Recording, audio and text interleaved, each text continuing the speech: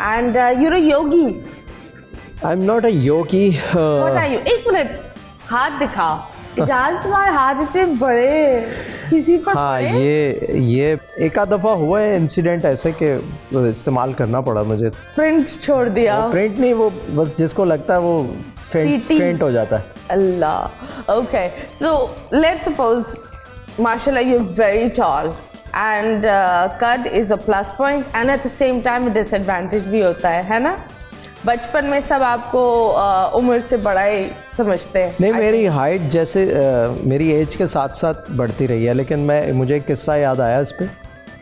एक दफ़ा मैं एक कमर्शियल कर रहा था, तो उसमें जो फीमेल मॉडल थी वो बहुत छोटी थी। अल्लाह, टिकी तो पैक लग रही होगी तुम्हारे सामने। वो यहाँ आ रही थी ना मेरे। अब हमारे जो कंबाइंड शॉट्स थे वो राइस का ऐड था, और वो कंबाइंड शॉट्स जो कुकिंग के होते हैं वो थे। तो मुझे जो है ना वो अपनी टांगें खोल के यूँ खड़े होना पड़ता था नीचे आके ना, ताकि कैमरे में हम इतना हमारा डिफरेंस लगे। उसको स्टूल क्यों नहीं दिया? उसको स्टूल भी दिया था, उसको स्टूल भी दिया था। वहाँ पे एक सर्टन हाइट का स्टूल था, तो वो उससे ऊपर नहीं था। तो फिर मुझे वो That must be so uncomfortable. तो वो पूरा ऐड था। फिर कई दफ़ा ऐसा होता है कि ड्रामे में कोई लड़की छोटी हो तो वो आपको फिर वो पूरा ड्रामा तो लंबा अरसे तक चलता है, ऐड तो 2 दिन में या 1 दिन में ख़त्म हो जाता है।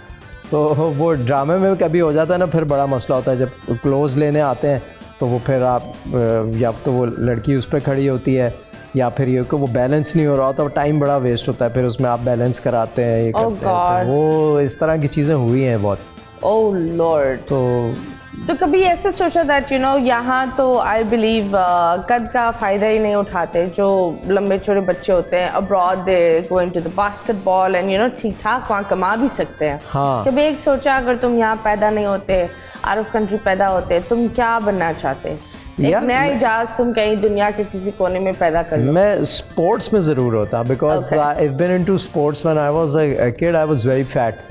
तो मैं इतना मोटापे के अंदर भी जो है ना हर गेम खेलता था, हर स्पोर्ट खेलता था। I used to play soccer, hockey, badminton, cricket, सारे गेम्स खेलता था। मुझे इतना शौक था और मैं इतना एक्टिव था।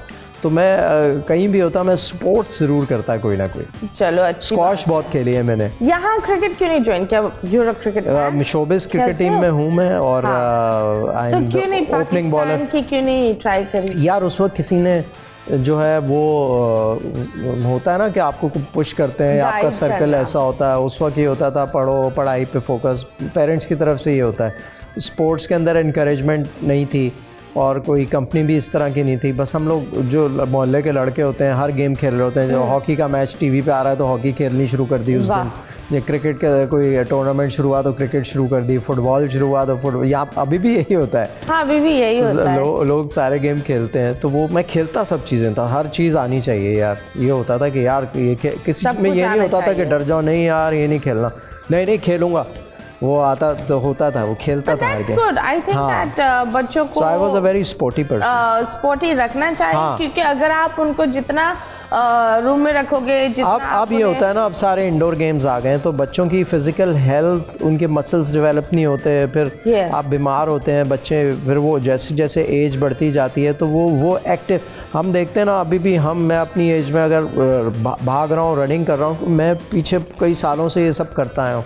तो जो बच्चे इंडोर गेम खेल रहे होते हैं वो थोड़ी देर में they are just done. Immunity is not strong enough. ये उसकी वजह यही है, फिजिकल एक्टिविटी बहुत कम है। तो बहुत कम बच्चे होते हैं जो, अब मैंने देखा पहले तो हर बच्चा स्कूल में भी हर गेम खेलनी होती थी उसको।